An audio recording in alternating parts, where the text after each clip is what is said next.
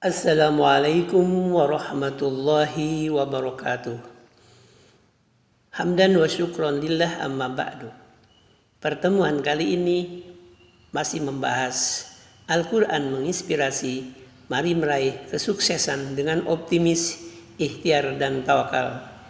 Dengan subtema memahami kandungan Quran surat Az-Zumar, An-Nazm dan Ali Imran. Untuk memulainya, mari kita sama-sama membaca basmalah. Bismillahirrahmanirrahim. 1 Quran surat Az-Zumar ayat 33, yaitu tentang optimis. Di dalam ayat ini Allah Subhanahu wa ta'ala menyeru hamba-hambanya yang melampaui batas agar tidak berputus asa dari rahmat Allah. Perbuatan yang melampaui batas artinya adalah perbuatan dosa, perbuatan yang melanggar hukum-hukum Allah Subhanahu wa ta'ala. Hukum dan ketentuan Allah sudah tertulis di dalam Al-Quran dan Al-Hadis. Allah Subhanahu wa ta'ala akan mengampuni dosa asalkan hamba-hambanya mau bertobat. Artinya memohon ampun kepada Allah Subhanahu wa ta'ala. Tobat juga mengandung pengertian menyesali perbuatan dosa dan berjanji tidak akan mengulangi lagi, serta mengikutinya dengan kebaikan. Tobat yang demikian disebut tobatan nasuha. Berputus asa dari rahmat Allah Subhanahu wa ta'ala termasuk sikap tercela. Sebagai seorang mukmin, kita harus selalu optimis agar mendapat rahmat dari Allah Subhanahu wa ta'ala. Rahmat Allah Subhanahu wa ta'ala akan diberikan kepada mereka yang bersungguh-sungguh mendekatkan diri kepadanya. Setiap manusia pasti pernah melakukan dosa dan salah, kecuali para nabi dan rasul.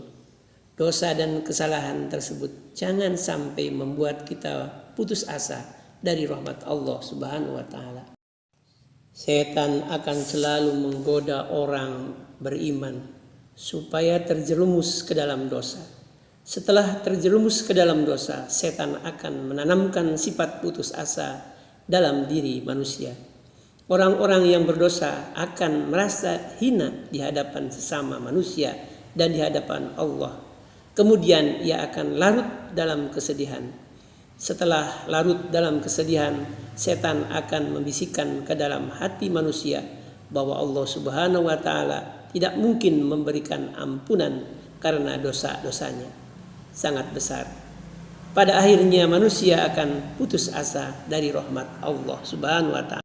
Mari kita perhatikan firman Allah Subhanahu wa ta'ala dalam Quran surat Yusuf ayat 87. Bismillahirrahmanirrahim. ولا تيأسوا من روح الله إنه لا ييأس من روح الله إلا القوم الكافرون. Artinya, dan jangan kamu berputus asa dari rahmat Allah. Sesungguhnya yang berputus asa dari rahmat Allah hanyalah orang-orang kafir. 2 Quran surat An-Nazm ayat 39-42 tentang ikhtiar. Melalui ayat ini Allah Subhanahu wa ta'ala akan memberi balasan sempurna kepada orang yang mau berusaha keras. Setiap usaha atau ikhtiar untuk memenuhi kebutuhan hidup hendaknya diawali dengan niat karena Allah Subhanahu wa ta'ala semata. Allah Subhanahu wa ta'ala akan mengaruniakan pahala berlipat ganda kepada mereka. Pahala tersebut akan menjadi bekal meraih kebahagiaan di akhirat.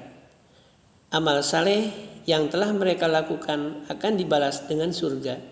Surga merupakan balasan sempurna dari Allah Subhanahu wa ta'ala bagi hamba-hambanya yang soleh. Untuk meraih surga, seorang hamba perlu ikhtiar sekuat tenaga, di antaranya melaksanakan perintah Allah Subhanahu wa ta'ala dan menjauhi larangan-larangannya. Salat, zakat, puasa dan ibadah lainnya juga merupakan sarana meraih surga. Ibadah-ibadah tersebut harus dikerjakan dengan penuh ikhlas dan sungguh-sungguh. Bagi hamba-hamba yang beribadah sekadarnya, dia akan dibalas oleh Allah Subhanahu wa taala sesuai usahanya itu. Demikian pula dalam urusan duniawi, setiap manusia akan mendapatkan sesuai hasil usahanya. Manusia harus bekerja keras agar hidup berkecukupan. Jika ingin meraih juara, ia harus rajin belajar, berlatih, dan berdoa. Jika ingin menang dalam pertandingan olahraga, ia harus latihan keras dan disiplin. Selanjutnya 3 Quran Surat Ali Imran ayat 159 tentang tawakal. Ayat ini mengandung pesan-pesan mulia bagi umat Nabi Muhammad SAW. Melalui ayat ini Allah Subhanahu wa taala menyatakan bahwa Rasulullah memiliki kepribadian yang lembut, santun dan berbudi pekerti luhur. Akhlak mulia Rasulullah SAW tersebut merupakan rahmat dari Allah Subhanahu wa taala. Rahmat Allah Subhanahu wa taala merupakan karunia sangat berharga bagi kehidupan seorang manusia. Rasulullah Shallallahu alaihi wasallam tidak bersikap keras dan tidak berhati kasar kepada orang-orang di sekelilingnya. Jika Rasulullah Shallallahu alaihi wasallam bersikap keras dan berhati kasar, tentu orang-orang di sekelilingnya akan menjauhkan diri. Pada dasarnya, setiap orang ingin diperlakukan lemah lembut dan dihargai pendapatnya. Sikap keras dan kasar pada orang lain hanya akan menyemai permusuhan.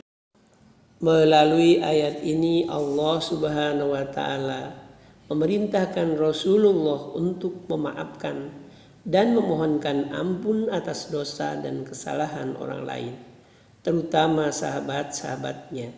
Demikian pula dengan kita, sebelum seseorang minta maaf kepada kita, hendaknya kita memberi maaf terlebih dahulu.